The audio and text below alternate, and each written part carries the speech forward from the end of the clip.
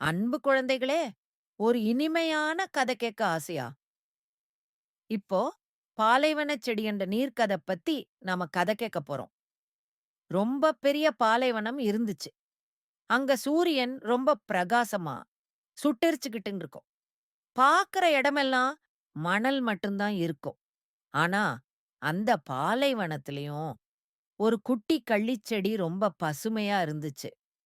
பாலைவனத்துல மழை எப்பவாவது தான் வரும்.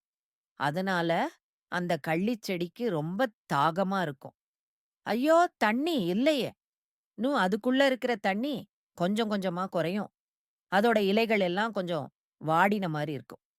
மெதுவா சூரியன் மறைஞ்சு இரவு நேரம் வந்துச்சு. வானத்துல நிலா அழகா மின்னுச்சு. அப்பவும் கள்ளிச் செடி மழை வருமா? மழை வருமான்னு ஆசையா காத்திருக்கும். காலையில வானத்துல என்ன ஆச்சு தெரியுமா? சின்ன சின்னதா மேகங்கள் எல்லாம் ஒண்ணு சேர்ந்துச்சு. அடடே! மேகம் வருதே! கள்ளிச் செடிக்கு ஒரு நம்பிக்கை வந்துச்சு. அதோட இலைகள் எல்லாம் கொஞ்சம் நிமிர்ந்துச்சு.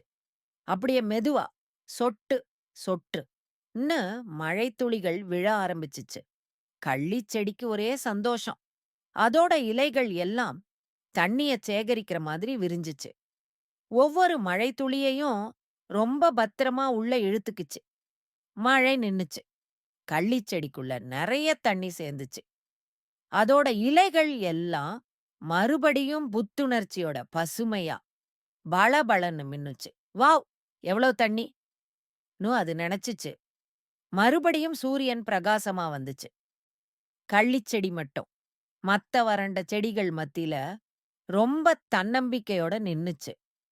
நான் தைரியமா இருக்கேன்னு சொல்ற மாரி இருந்தது.